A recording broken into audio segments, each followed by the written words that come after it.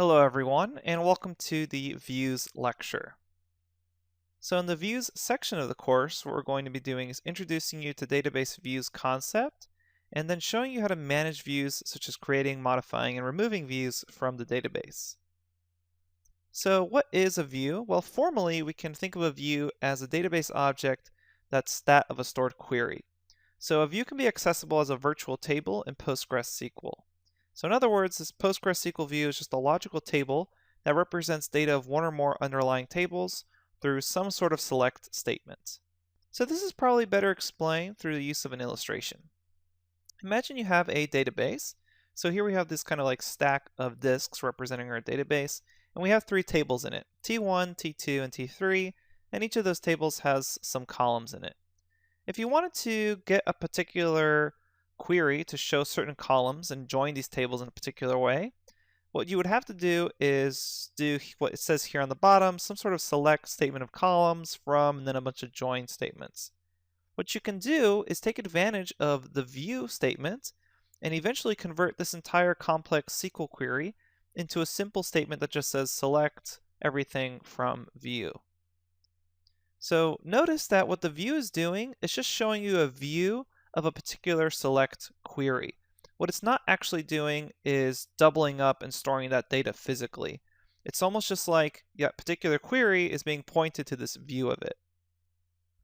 So what a view does, it helps simplify the complexity of a query because you can just query the view, which is based off of some other complex query, and instead of having to rewrite it, you can just use a simple select statement with your new view object.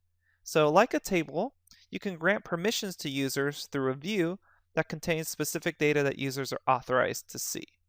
And a view provides a consistent layer, even the columns of underlying table changes.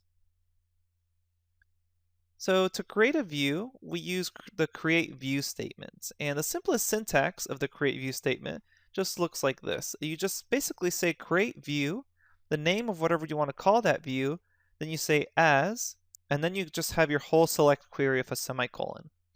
So this is better shown through just a quick example in PostgreSQL. So let's go ahead and hop to pgadmin and open up a SQL editor.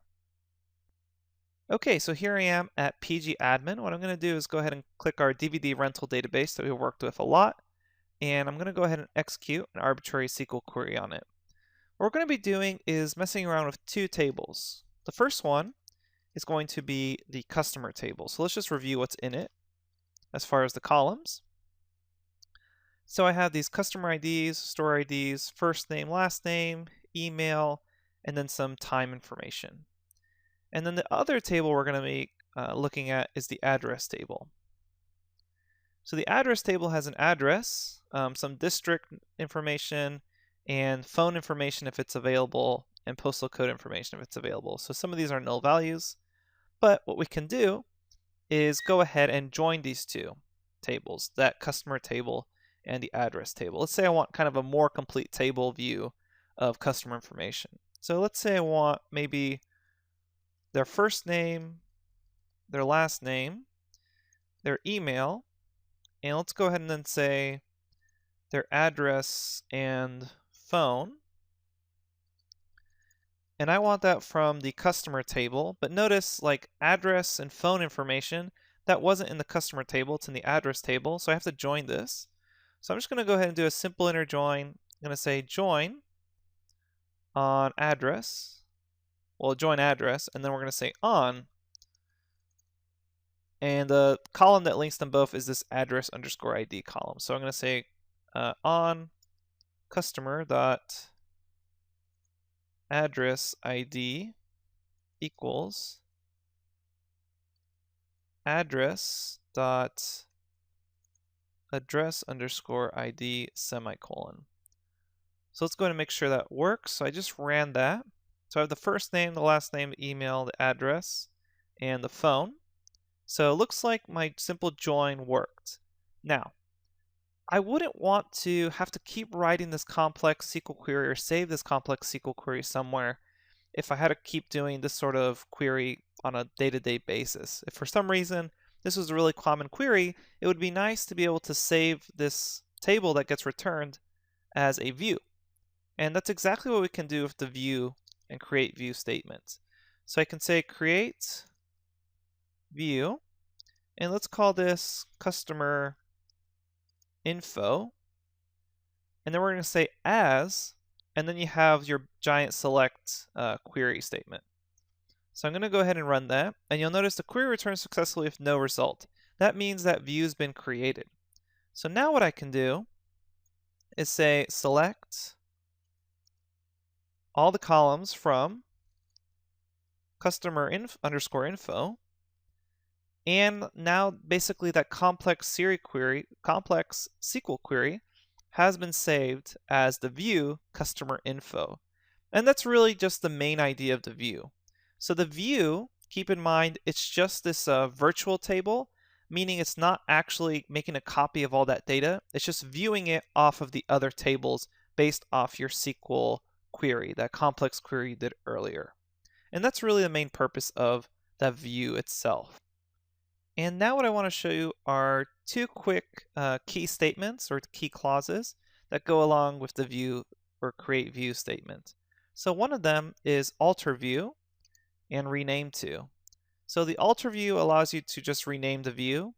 So I could say something like alter view, and then I'm going to put in customer underscore info, and then I can say rename to, and now I can rename it to a different name for that view.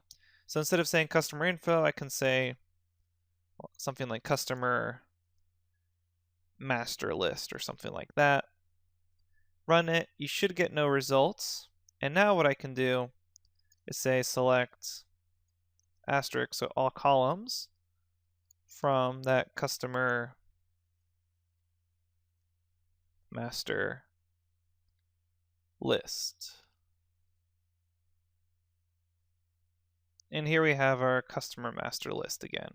So basically that just allows you to rename views. Again, all you had to do is say alter view, then you just put in name of view, doesn't matter, and then you say rename to, and here you put your new name of the view. So that's it for renaming the view. Just say alter view, put in the name of your view, and then rename it to some new name. If you want to go ahead and remove an existing view in PostgreSQL, that's also a really simple command. You just say drop view, and we can go ahead and say customer, it was customer master underscore list. So if we go ahead and run that, it'll return successfully, and that will go ahead and drop the view. So again, just a quick note, removing a view that does not exist in the database will result in error. So what you can do is just like dropping a table. If I try running this again, for instance, it'll say customer master list doesn't exist. So just like drop table, I can use the if exists clause here to check first if it exists, and then it'll give you a notice instead of an error. So it'll just say, oh, view does not exist, skipping. All right, so that's really it for the view. Basic concept that you just had to get from this was just the create view statement as. And that's really all there is to it as far as creating the view. It's just a nicer, cleaner way to save really complex queries as views, instead of having to retype or save that specific complex query. Okay, thanks everyone, and I will see you at the next lecture.